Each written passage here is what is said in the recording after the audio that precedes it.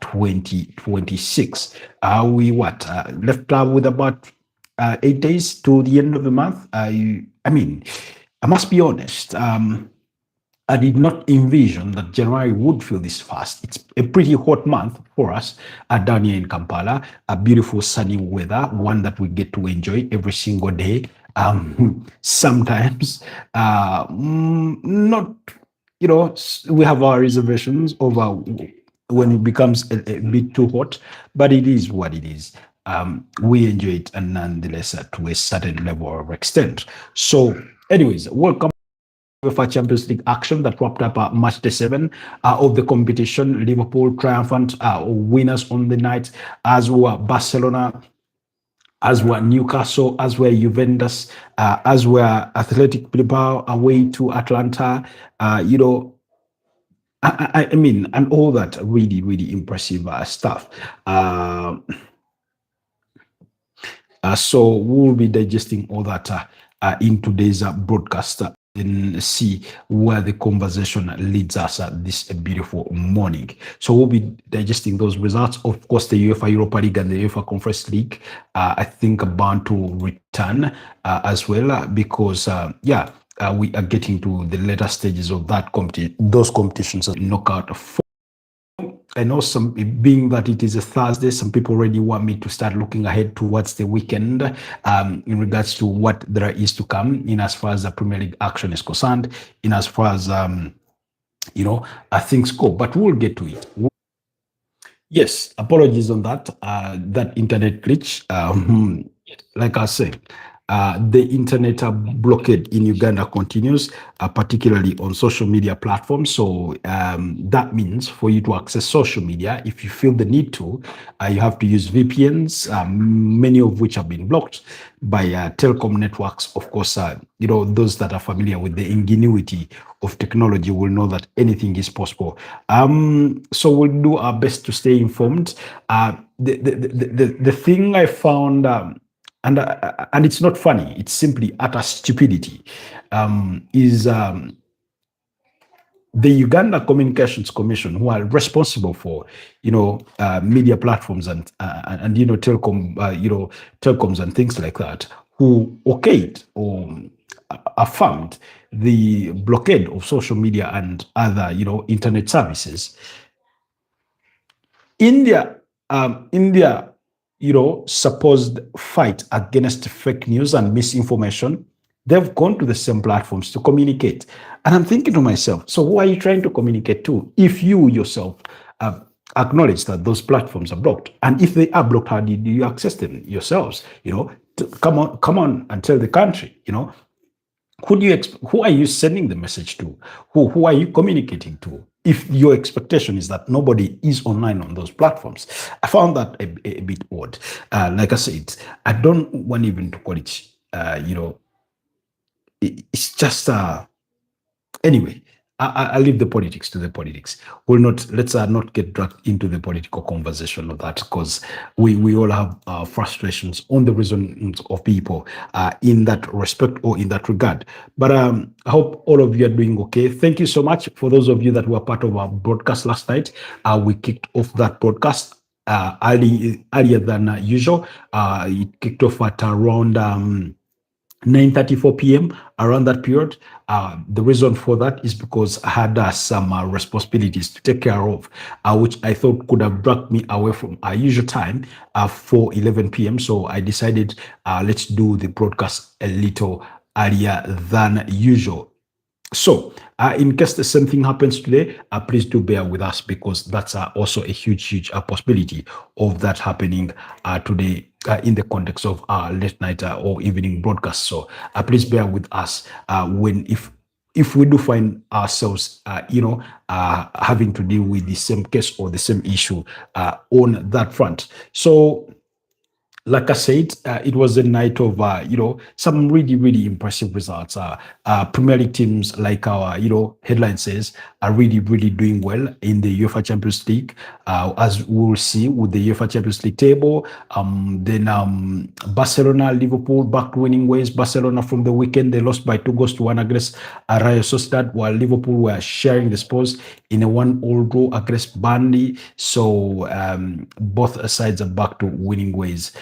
In yet, another night, I thought Liverpool did well to get the better of Olympic Marseille. Very, very difficult opponent to come up against, but they managed to find the breakthrough there with an own goal, I think, that was aided by Jeremy Frimpong, Cody Gakpo, and Dominic Soboslai's free kick that he put low to the ground.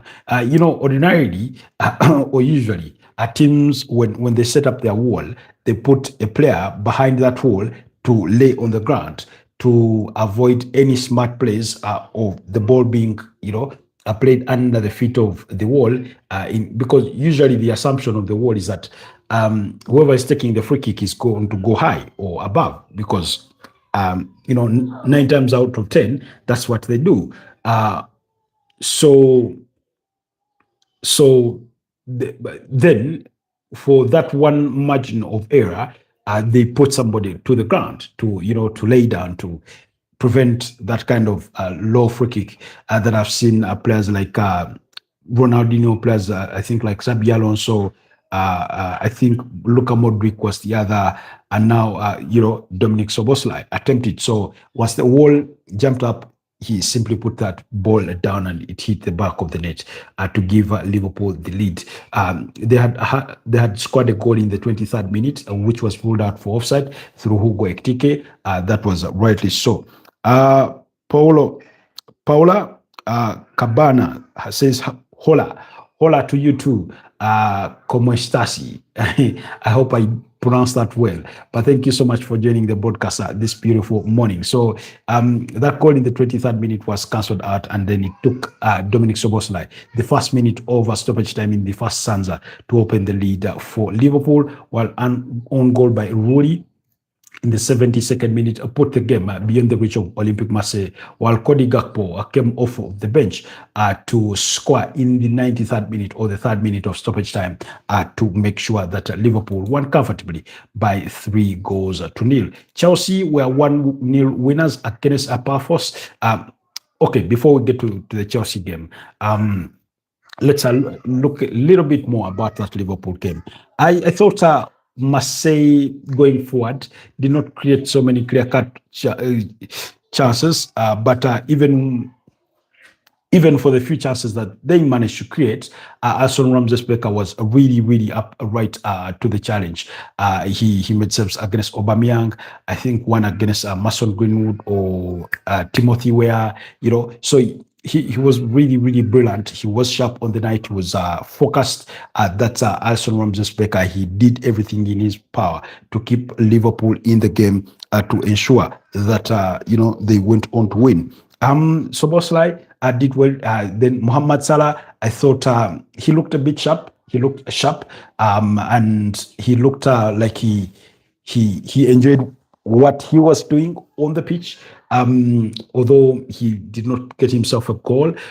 Jeremy Frimpong, I thought he ventured forward really, really well, although that final ball sometimes was a bit lacking. Sometimes, I don't know, he so much, in my view, he often focused himself to bringing a cross, even when sometimes you'd have expected a cutback. Sometimes he went high when you expected he was going to go low to try and bend it inwards and things like that. So, but overall, he had a good game. Anyways, moving on to the game for Chelsea. Chelsea were 1-0 winners against Pafos, thanks to a second half strike by Moises Caicedo there to hand Liam Rafinha a debut win for in the dugout for Chelsea, as far as the UEFA Champions League was concerned. In the earlier fixture, Galatasaray and Atletico de Madrid had shared the spoils in a 1-1 draw, thanks to goals by Simeone, while an own goal by Marcos Llorente cancelled out, the earlier goal by Simeone, and the two sides ended up sharing the spoils in a 1-1 draw. Qarabag beat up against Eintracht Frankfurt by 3-2. Duran with a brace on the night, as well as Mustafa Zada in there, while Uzan and Chaibi were the goal scorers for Eintracht Frankfurt, but for the majority of the game, that game had been 1-1. And then also Atlanta got beat by 3-2 against Athletic Bilbao or Athletic Club.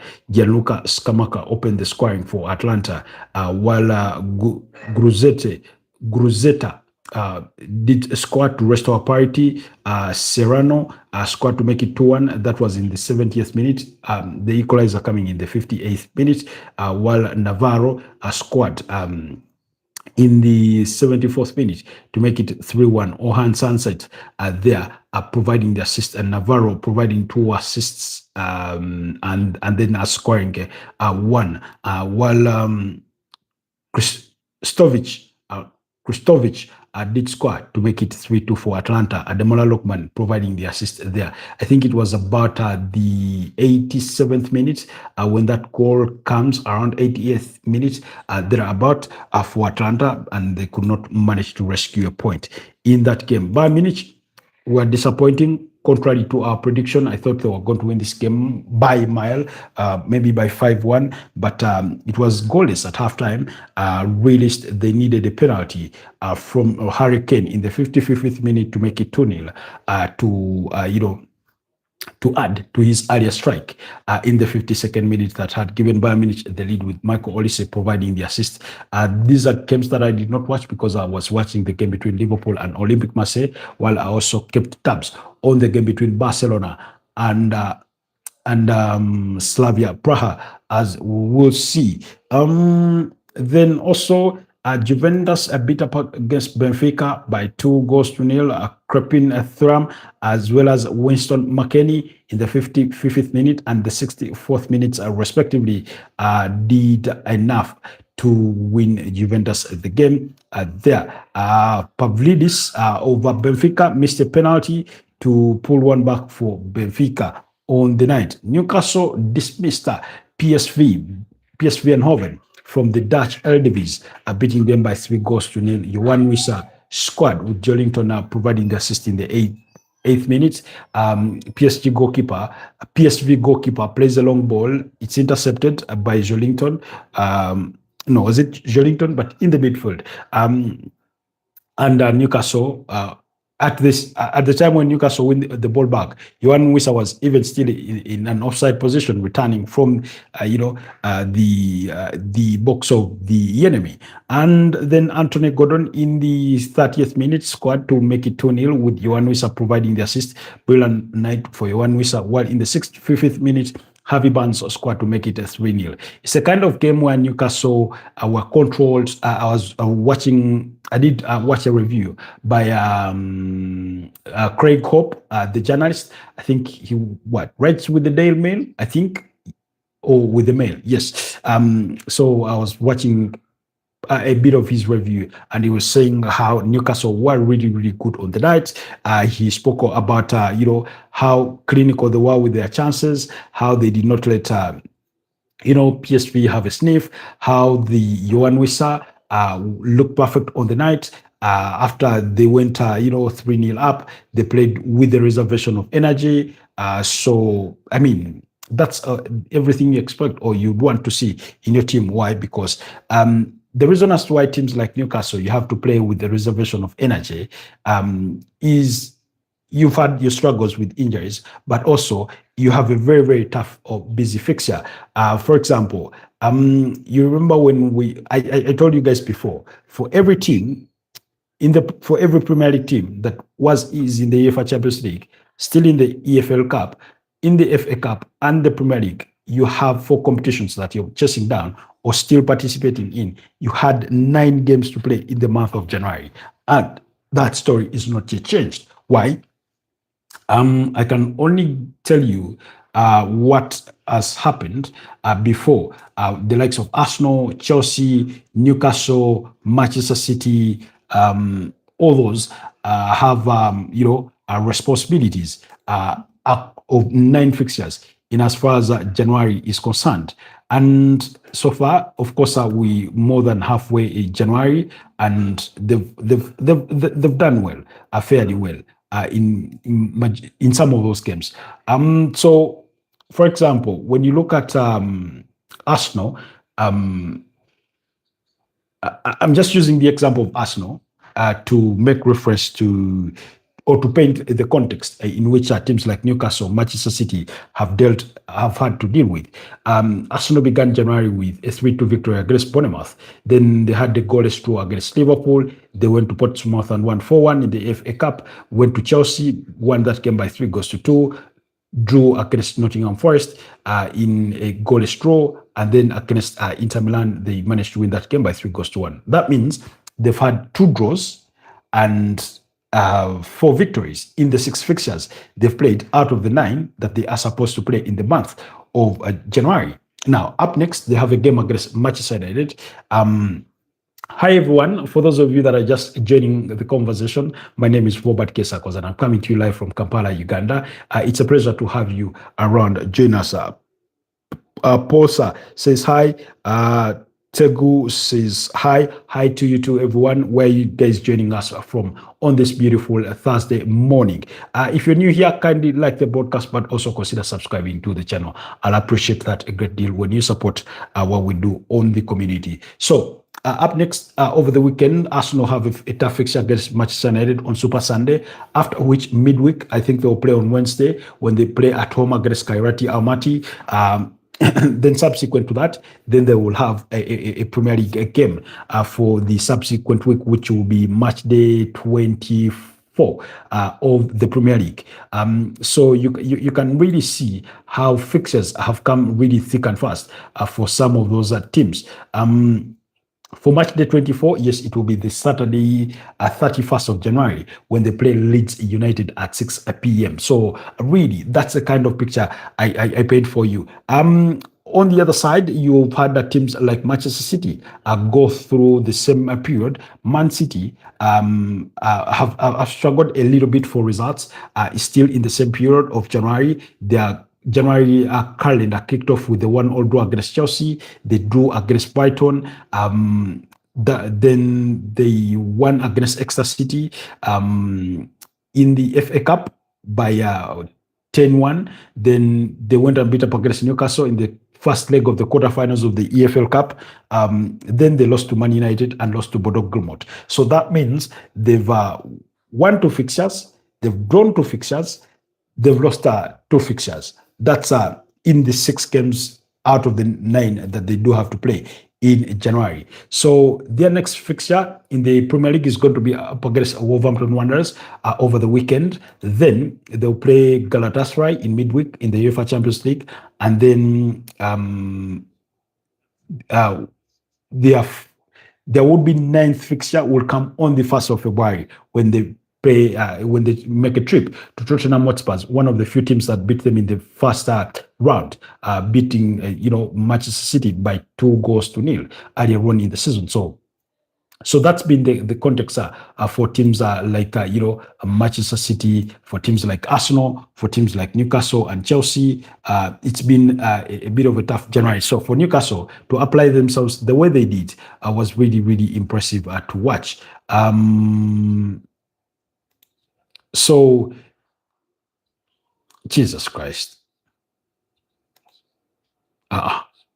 Okay, so you look at Newcastle, and the story's been not different because on the 4th of January, they beat up against Crystal Palace by 2-0.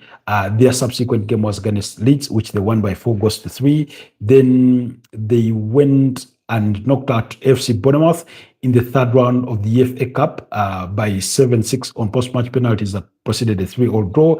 Then lost to Manchester City, drew against Wolves in a goalless draw, and then beat up against PSV. So that means they've lost 1 game in that period. They've won 4 games and drawn 1, which has been really, really impressive, given the tough fixtures they've had to deal with. So their next game on Sunday is going to be against Aston Villa, after which they will play on Wednesday against Paris Saint-Germain. And then on Saturday, the 31st of January, they will make the trip to Anfield to play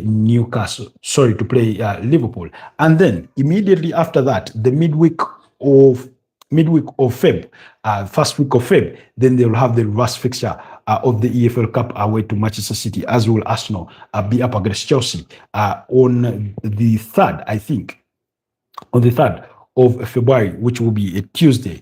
So you can see that fixture sort of congestion, that bit of a marathon, and then the weekend routines will return.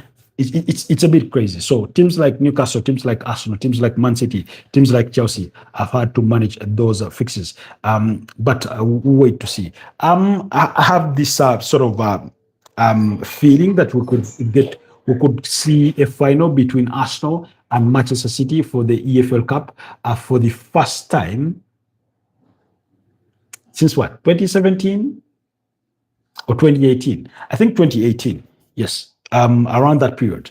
So, I mean, let's just wait and see what those two teams will be up to. Anyways, away from the Newcastle game, then the other game was between Barcelona, who beat up against Slavia Praha by 4 goals to 2.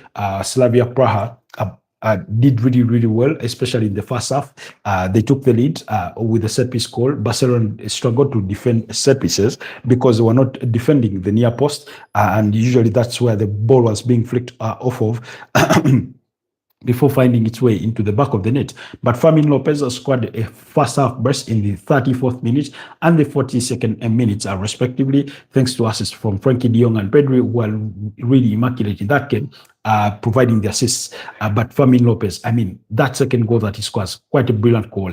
The first, no less brilliant, but it was for the first goal, you could blame the Slavia Praha goalkeeper for not doing enough to prevent that ball from going into the back of the net, because the ball was to his near post. So I felt the goalkeeper should have done better in that moment for that goal, for that equalizer. So Barcelona then take the lead, and then at literally the death of halftime, Robert Lewandowski scored into the back of his own net, because again, Slavia Praha get a corner kick. They float it in, their player flicks it off, and it brushes off the shoulder over Robert Lewandowski before hitting the back of the net to, get the better of Joan Garcia. In the second half, 63rd minute, Danny almost scored a stunning goal to make it 3-2, while Robert Lewandowski hammered the last nail into Slavia Praha's coffin in the 71st minute, thanks to an assist by second half substitute Marcus Rashford to win it for Barcelona by 4 goals to 2 as they return to winning ways on the night 4 in the UEFA Champions League. So really, really impressive stuff there that they had to, go through. Hansi Flick, you could see him look sort of worried when Pedri was seen to be holding his hamstring, not the kind of sign you want to see, especially when you're already missing Gavi to a long-term injury. Pedri is everything, is the player around whom everything revolves around in that Barcelona midfield. So definitely you're going to need him fit any day, anytime, all the time. So do prepare for that. And it's crazy, absolutely crazy, but it is what it is. It is what it is. In that regard or respect. So those results have wrapped up the fixtures for match day 7 of the UEFA Champions League. Like I told you, subsequent week will be the final week of the league phase or group stage of the UEFA Champions League, and we'll be seeing match day 8 come along. Like I've already warned you. Surprisingly, according to the fixture list, all those games will be played on Wednesday, contrary to what we are accustomed to, with games being played on Tuesday and Wednesday. Oh, I completely understand. This is to avoid any form of match fixing, because you need certain results to go your way for you maybe to perhaps qualify, maybe finish in the top 8 or finish in the playoff places. So I completely understand. So that's why you're having all games played on Wednesday, the 28th of January, and all games will kick off at the same time. There will be no early kickoffs.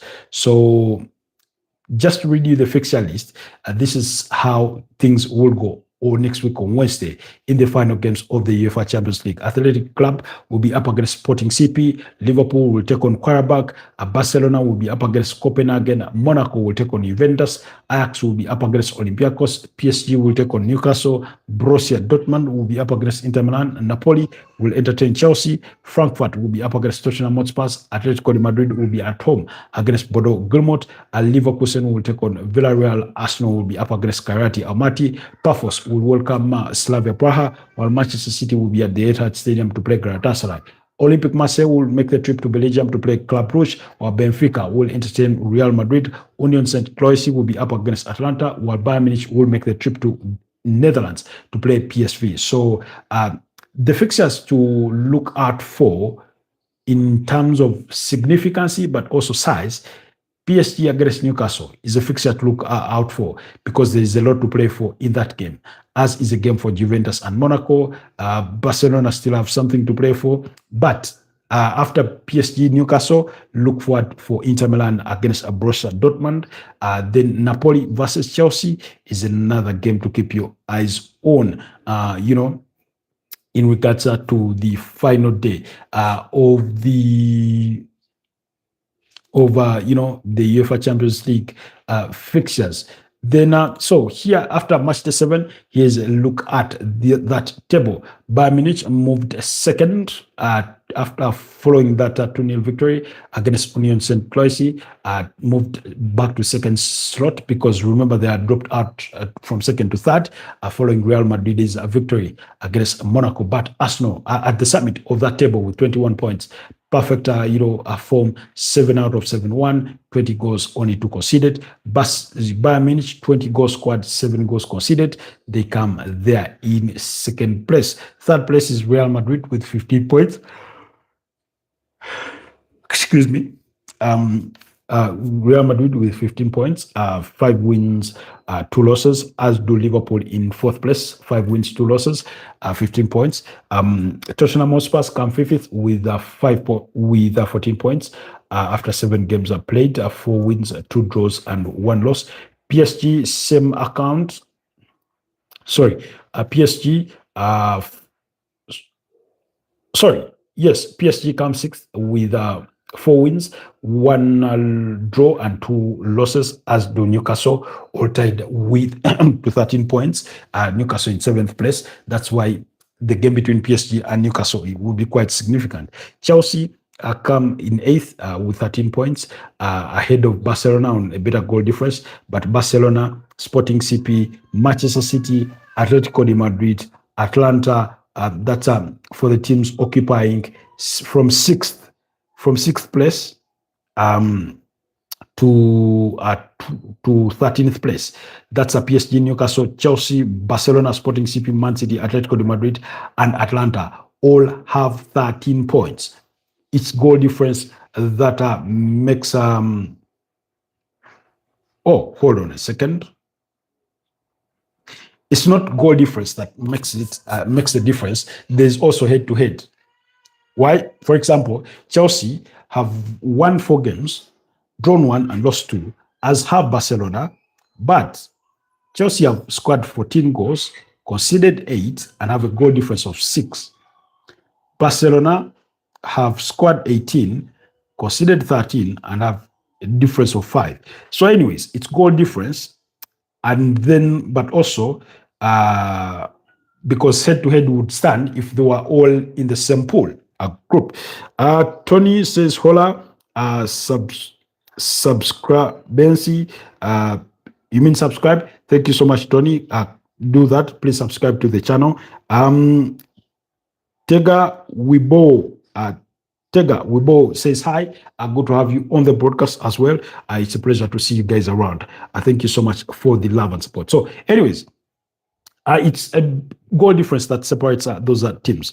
That's a PSG, Newcastle, Chelsea, um, Barcelona, Sporting CP, Man City, Atletico de Madrid, and Atlanta all have 13 points. And then in 14th place, Inter Milan with 12 points. 15th is Juventus with a similar number of points following their victory against Benfica yesterday.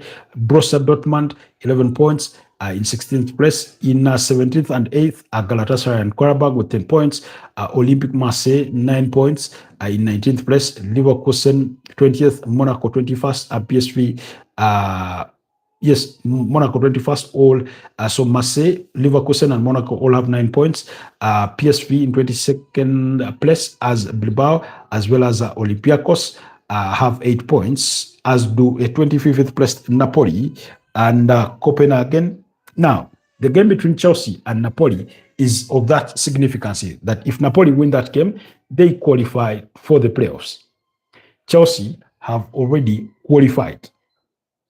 They are eighth, not directly to the round of 16, but they have qualified, at least for the playoffs. So if they can beat up against Napoli, they'll qualify directly, I think, among the top eight.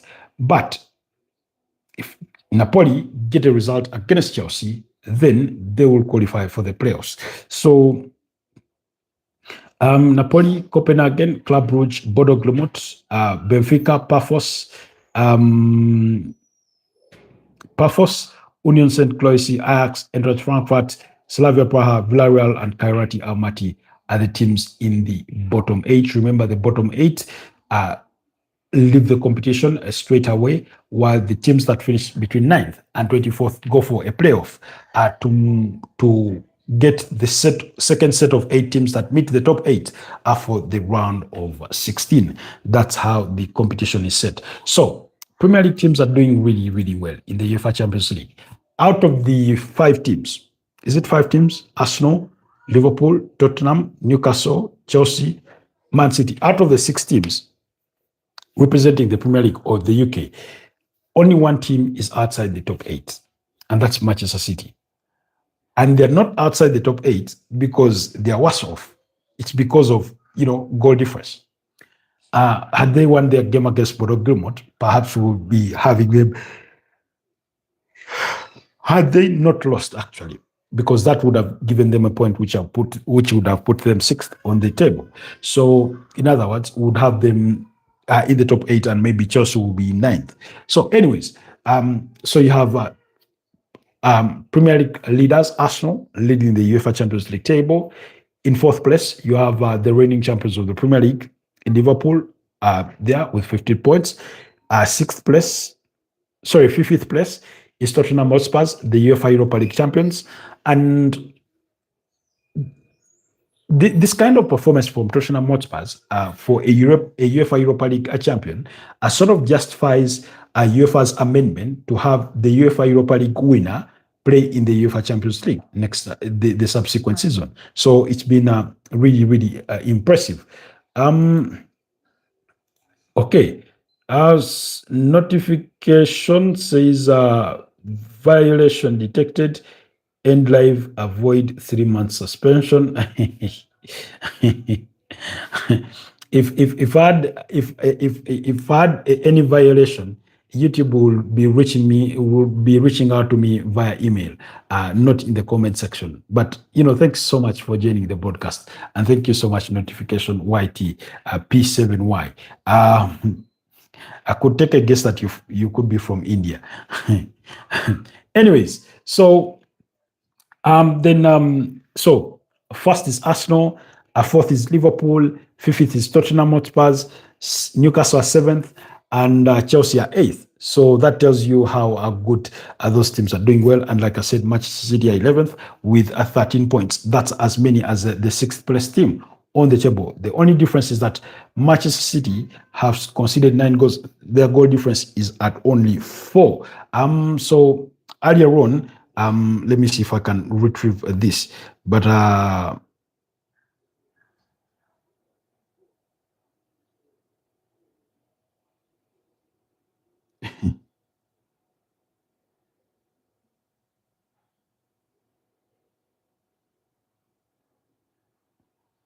All right. Okay. Yes, let me pull this out.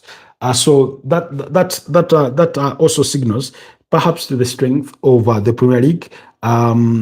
My only hope is that this strength that they've shown at the league stage does not end there; that it goes far in the competition. I do hope. I think we're going to be in Budapest for the UEFA Champions League final this year. Yes, we'll be at the Puskás Arena in Budapest. They will host the 2025-2026 UEFA Champions League final. So I can only hope that Arsenal make it to the final. I do support Arsenal, in case you're wondering, but it's football first. So my hope is that this league first, form that Arsenal have shown, that Liverpool have shown, that Newcastle, Tottenham, Chelsea, in a way, Manchester City, it can propel them to, go further in the competition. As an Arsenal fan, I wouldn't want us to meet any Premier League team in the course of the competition at the knockout stage. Those games are more difficult than you may think. But while it's impressive what Arsenal have done so far, I, for one, do not want to get carried away, because I remember last season, Liverpool finishing at the summit of the Champions League table with 21 points, having lost only one game. I think they lost 3-2 against PSV Eindhoven. And guess what? PSG, who had gone through the playoffs, I think they beat Brest 10-1 on aggregate, met Liverpool at the round of 16, and they knocked them out on post-match penalties that preceded a 1-1 draw, with each side winning the away fixture by 0-0 in normal time. So, of course, you take solace in knowing that the team that knocked out Liverpool, Aston Villa, Arsenal, all three Premier League teams, is a team that turned out to be the eventual champion, smashing Inter Milan 5 in the final. So you take solace in knowing that. But it's really, really, really important or noticeable that in last season, you had, first of all, you had Man City being knocked out by Real Madrid. You had Liverpool being knocked out by PSG. That was at the round of 16, Aston Villa at the quarterfinals. And eventually, you had one Premier League team in the semi-finals, because it was Arsenal against PSG, the other was Inter Milan against Barcelona. So beyond the quarterfinals, you only had one team. So that's why I'm saying I hope that that form that they exhibit at the league stage, they can go on to exhibit be at the knockout stage of the competition. Okay, let's leave that at that for that discussion. Anyways,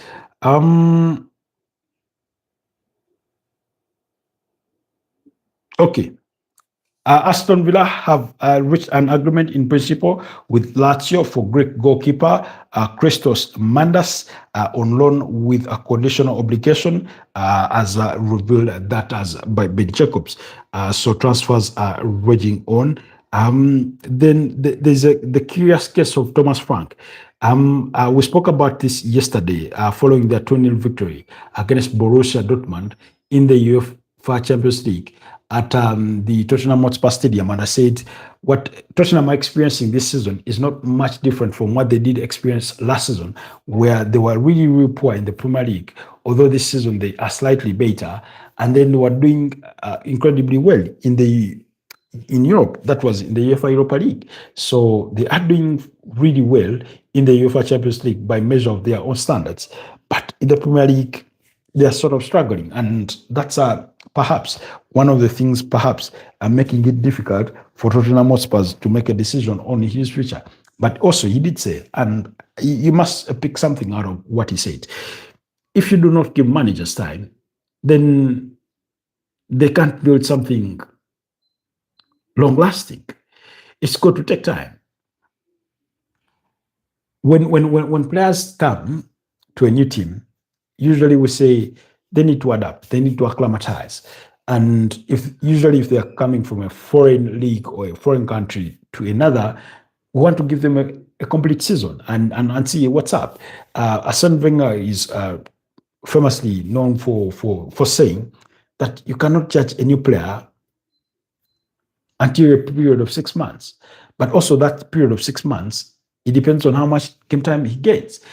So some players take longer to adapt, some fail, and that's when we qualify to say, okay, that one did not work out. So I feel that sometimes we are too harsh on some of these managers and players in judging their performances. So when you look at Thomas Frank coming from Brentford, coming on to a team like Tottenham Hotspurs, it's difficult. Mr. Tribe, end the live, you will be suspended. Like I said, if YouTube wanted to give me a warning for any violation whatsoever, they would send it to my email and I'll read it from there. And then I'll go to YouTube Studio to review what the case will be. So otherwise, they wouldn't be coming in my comment section. But good morning, Pedri. I hope you're doing well. Welcome back from that brilliant victory for Barcelona against Slavia Praha.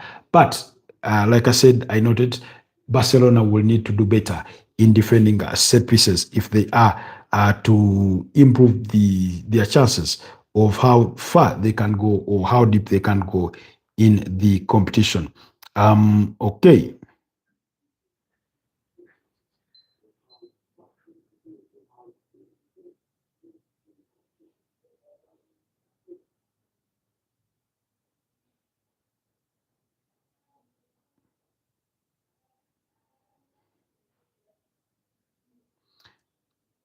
Okay.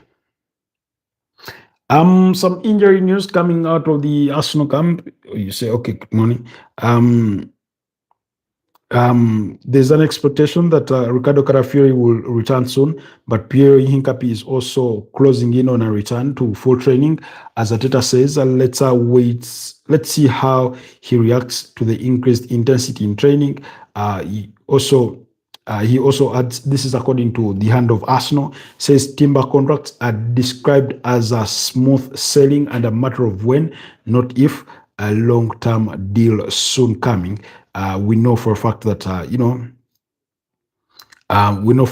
Arsenal already have an agreement in principle with Bukayo Saka over a new contract.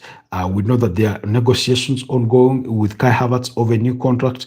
So really, so much is going on. For the Ugandans going out to vote today for your municipality mayors, city mayors, and councillors, we wish you the best of luck. Go and exercise your civic duty. Unfortunately, I will not be making the trip to my polling station to go and vote for those. So I request to be excused on that front.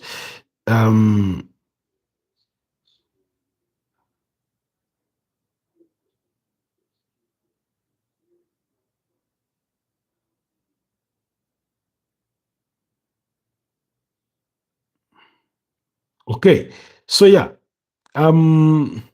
perhaps that's it from me. Okay, before we wrap this up, let's look into more of there is for the transfer gossip as of this morning, or what else you should expect, as compiled by BBC Sport. AC Milan and England midfielder Ruben Loftus-Cheek, 29, is a target for Aston Villa, who are looking to bolster their midfield ranks following French international Boubacar Kamara, 26, sustained a serious knee injury. That's according to the Telegraph. Loftus-Cheek has also been offered to Manchester United, with exploratory talks having taken place, according to TalkSport. Villa have inquired about Fenerbahce striker Youssef El Nasiri in the past 24 hours, and the 28-year-old Moroccan forward will decide his future soon with Napoli and Juventus also interested, according to Fabrizio Romano. Tottenham are considering a £25 million move for West Ham's 24-year-old Dutch winger. Somerville. Liverpool are interested in Tottenham, and Netherlands centre-back Mickey van de Ven, who is yet to sign a new contract with Spurs, according to the Mail. Manchester United are set to sell Portugal midfielder Bruno Fernandes, 31. They want to keep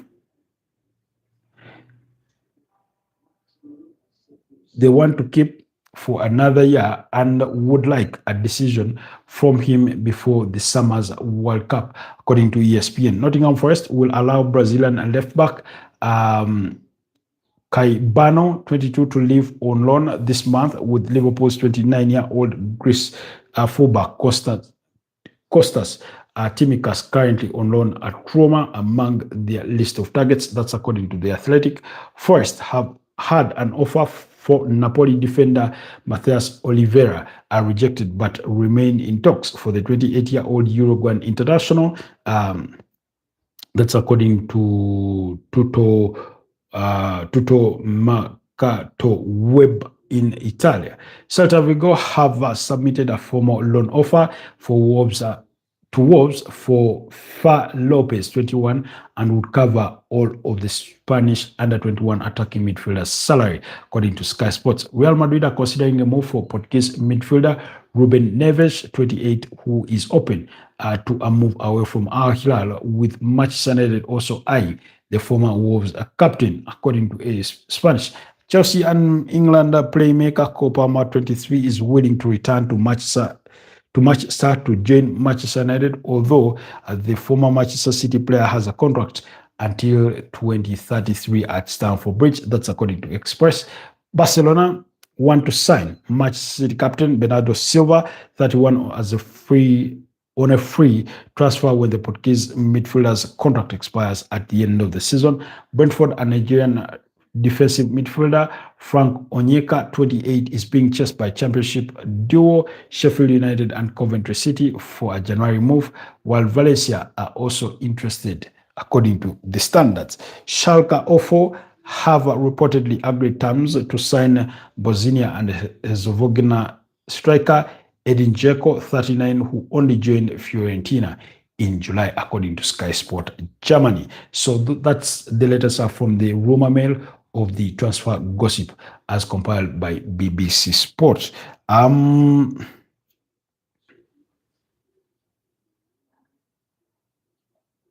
So allow me to wrap it up here and wish you a wonderful rest of the day, as is the wonderful rest of the week. UEFA Europa League action does come tonight, so do not miss out on all that, as well as the UEFA Conference League. Some games kick off at 8:45 p.m. So yeah, in case of you have any interest there, do follow up on those fixtures. It's been a pleasure. Stay blessed, and I'll see you guys next time. Bye-bye for now.